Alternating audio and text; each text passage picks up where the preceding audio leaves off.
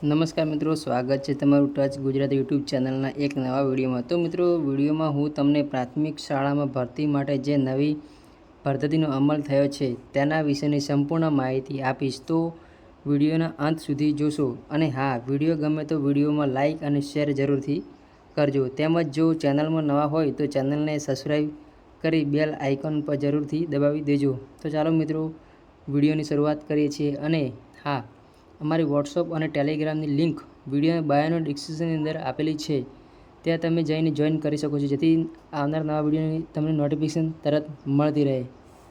તો 4200 ગ્રેડ પેના ઉકેલવા માટે સરકારનું ગેજેટ નિયમો હવે જાહેર થશે। પ્રાથમિક શાળામાં હવે 3 આચાર્ય બઢતીથી અને 1 એચટાટથી ભરાશે।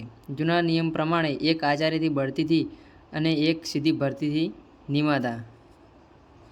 રાજ્યની પ્રાથમિક શાળામાં ફરજ બજાવતા અને વર્ષ 2010 પછી ભરતી થયેલા શિક્ષકો છેલ્લા ઘણા સમયથી 4200 ગ્રેડ પે મુદ્દે લડત ચલાવતા હતા। રાજ્ય સરકારે શિક્ષકોને 4200 ગ્રેડ પેની માંગનો ઉકેલ લાવવા માટે ગેજેટ જાહેર કરી દીધું છે। હવે ટૂંક સમયમાં આ અંગેની અમલવારી માટે નિયમોનું સાથેનું વિસ્તૃત નોટિફિકેશન બહાર પાડવામાં આવશે, જેથી હવે શિક્ષકોની જગ્યા બઢતીથી હેડ ટીચર તરીકે ગણાતા 4200 ગ્રેડ પેનો લાભ મળવાપાત્ર થશે। ગેજેટમાં કરાયેલા ઉલ્લેખ મુજબ હવે પ્રાથમિક શાળામાં આચાર્યની ભરતીમાં 3 બઢતીથી અને તેની સામે 1 એચટાટથી ની સીધી ભરતી કરવામાં આવશે।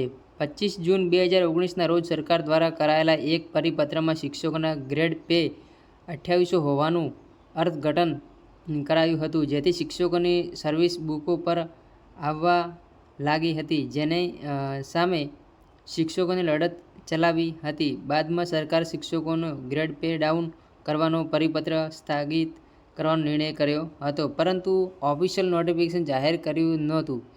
12મી જાન્યુઆરીએ પ્રાથમિક શાળાના મુખ્ય શિક્ષક તરીકે શિક્ષકને બઢતી અને સીધી ભરતી અંગેનું ગેજેટ બહાર પાડવામાં આવ્યું છે।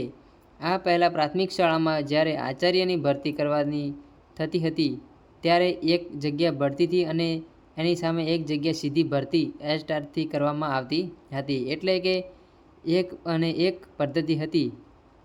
હવે નવા નિયમો પ્રમાણે 3 ની 1 સિસ્ટમ મુજબ 3 જગ્યા બઢતીથી 1 જગ્યા એચટાટથી ભરાશે।